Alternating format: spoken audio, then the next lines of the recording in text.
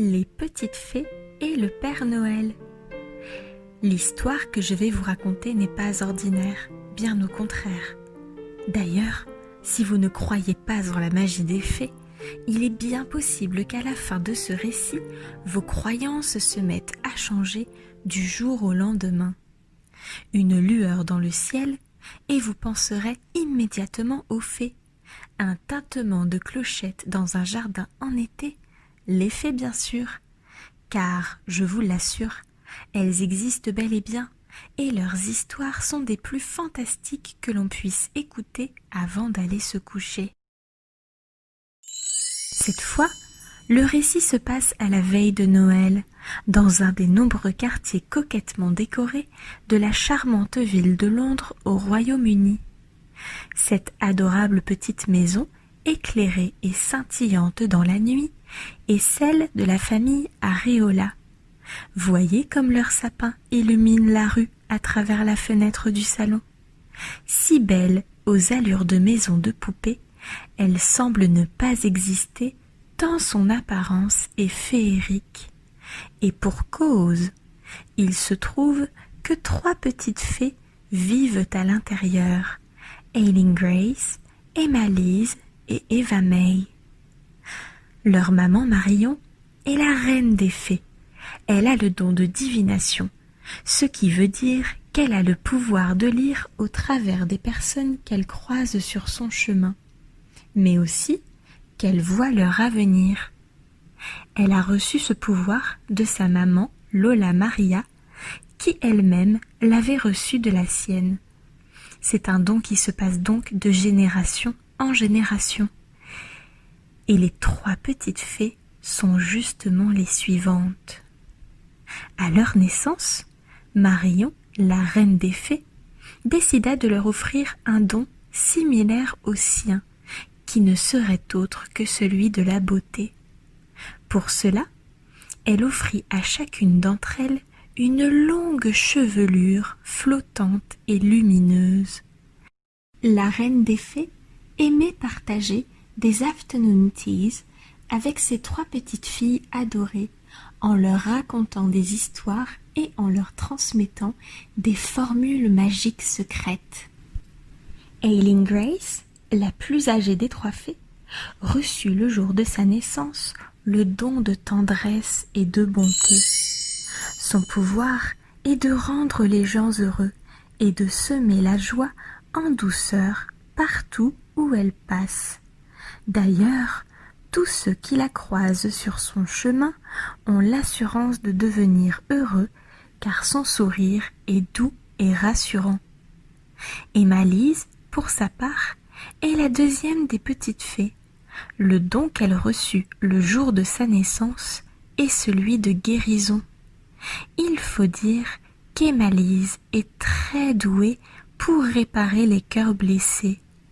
Il lui suffit simplement de poser sa petite main sur la personne attristée et son cœur se réchauffe comme par magie, lui redonnant le sourire et l'espoir.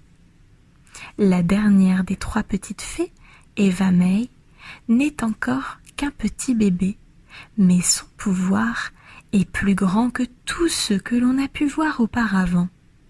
En effet, Eva May est la clé qui referme le cercle des 3 fées. Grâce à son don de rire et de gentillesse, quand elle grandira, Eva May saura apporter la bonne humeur dans la maison. Depuis qu'Eva May est venue au monde, les 3 petites fées ont un travail très prenant, mais elles ne se doutaient pas que la personne la plus importante de Noël aurait besoin de leur service. Ce soir-là, Aileen Grace, Emma Lise et Eva May s'apprêtaient à aller se coucher après un bon dîner de Noël avec maman Marion, papa Alphonse, Auntie Corey, Lolo Ferdinand, Uncle Paolo, Auntie Giselle et Alissa. Elles étaient fatiguées et avaient hâte de plonger dans un sommeil qui les mènerait vers un monde merveilleux d'aventures et de rêves. Mais c'était sans compter sur un événement qui allait changer le cours de la nuit. Il se trouve qu'à des milliers de kilomètres de là, au pôle Nord, le Père Noël se sentait mal. En effet, quelques heures plus tôt, il avait eu les yeux plus gros que l'estomac en mangeant une assiette entière de cookies au chocolat. Il était alors allongé, le ventre douloureux et le moral dans les chaussettes de Noël. Les lutins, inquiets qu'ils ne puissent partir le soir même pour la tournée de livraison de cadeaux de Noël dans le monde entier, décidèrent de choisir l'option qui semblait la plus rapide pour remettre le Père Noël gourmand sur pied. Les fées, bien sûr. Au lit, le lutin en chef accrocha Comet, le renne le plus rapide de tous, à un petit traîneau avant de prendre son envol jusqu'à Londres. Quelques minutes magiques plus tard, arrivé dans le quartier calme et paisible de la maison de poupée des 3 petites fées, Holly se glissa dans la cheminée pendant que Comet l'attendait sagement sur le toit. Il traversa le salon et se mit à monter l'escalier à pas de velours, quand soudain il tomba nez à nez avec Goofy, le petit chien. Mais Holly expliqua à Goofy l'urgence de la situation et, en échange de son silence, il lui offrit une friandise. Goofy, bien gourmand lui aussi, le laissa passer pendant qu'il dégustait son biscuit. Holly réveilla alors Aileen Grace et Malice et laissa tranquille, pour cette fois seulement, Eva May, encore trop petite pour ce genre d'expédition. Il expliqua alors aux 2 petites fées que le Père Noël était malade et que les lutins avaient tout essayé pour le guérir sans y parvenir. Alors il comptait sur elles et sur leur pouvoir de fée pour le suivre et soigner le plus vite possible ses douleurs afin qu'il puisse prendre la route des cheminées avec sa hotte pleine de cadeaux. Les 2 petites fées, Aileen Grace et Emma Lise, se regardèrent alors en souriant et décidèrent d'accepter la mission exceptionnelle de ce gentil Holly. C'était de loin une aventure digne des films qu'elles ont l'habitude de regarder avec leur maman et leur papa. Et c'est ainsi qu'elles enfilèrent leurs pantoufles, leurs robes de chambre et qu'elles passèrent par la chambre d'Aileen Grace accompagnées d'Holly. Leurs ailes se déployèrent et les 2 petites filles se transformèrent en de magnifiques fées scintillantes et dorées. Une fois installés dans le traîneau, tous les 3 démarrèrent un voyage inoubliable. Le traîneau traversa Londres et, entre les nuages, on pouvait apercevoir les parcs dans lesquels la famille des petites fées va souvent se balader avec Goofy, mais aussi Buckingham Palace et la Tour de Londres. Plus tard, le traîneau se dirigea vers une étoile très lumineuse et en un instant, il fut propulsé au pôle Nord. Mais, une fois à l'arrêt, il n'y avait rien d'autre que la neige tout autour des petites fées. Quand tout à coup, un lutin arriva de nulle part. Il prit d'une main une grosse poignée de poussière d'étoiles dans un seau qu'il tenait dans l'autre main et la lança en l'air.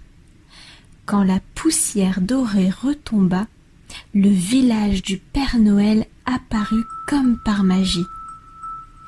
Holly les conduisit dans les appartements privés du Père Noël, que l'on pouvait entendre gémir depuis l'extérieur. Emma Lise posa alors sa main timidement sur le ventre du Père Noël, assis sur son fauteuil, en chemise blanche, pantalon rouge et grandes bretelles noires. Il faut avouer que c'était quand même le Père Noël. Quant à la petite fée, elle était aussi une enfant qui rencontrait celui qu'elle adorait. Aileen Grace l'encouragea à réaliser son pouvoir de guérison, et Emma-Lise réchauffa alors le cœur du vieux monsieur qui en avait bien besoin. Quand ce fut terminé, le Père Noël ne semblait pas encore tout à fait remis. Il se mit à sangloter et se dit qu'il avait pris tellement de retard qu'il n'aurait jamais le temps de distribuer tous les cadeaux à temps. C'est à ce moment-là que les pouvoirs de joie et de bonheur de la petite fée Aileen Grace furent nécessaires. Elle enfonça sa main sur la joue très barbue du Père Noël, le regarda dans les yeux, et la magie opéra. Guéri et de nouveau sur pied, le Père Noël se sentait prêt à accomplir sa mission, et les deux petites fées reprirent le chemin de leur jolie maison de poupée à bord de son traîneau. Pour les remercier, le Père Noël leur proposa de réaliser pour elles une chose qui les rendrait heureuses. Mais, à cet instant, le visage des deux petites fées fut attristé. Elles avaient ce petit chagrin sur le visage, juste là, à côté de leur doux sourire. On ne le voyait pas directement, car elles étaient quand même très heureuses. Néanmoins, il se trouve que leur famille en France leur manquait beaucoup. Lola Maria, Lolo Alfred, Lola Heidi et Lolo Cleito. Elles rêvaient d'un moment tous ensemble. Alors, plutôt que de demander des nouveaux vélos, des coloriages et des jouets, elles demandèrent au Père Noël de pouvoir se réunir à nouveau autour d'un bon dîner avec leur famille adorée. Le Père Noël réfléchit un moment et, impressionné par leur courage, il leur assura que bientôt cela pourrait être possible et qu'il ne fallait pas s'inquiéter, car même si cela n'arrivait pas tout de suite, avec un soupçon de patience, leur vœu serait réalisé. Il se saisit d'un peu de poussière d'espoir qu'il avait emporté avec lui dans un pochon de velours qu'il souffla délicatement sur les deux petites filles. Aileen Grace et Emma-Lise se couchèrent le cœur chaud et apaisé. Elles étaient fières d'avoir accompli une si grande mission.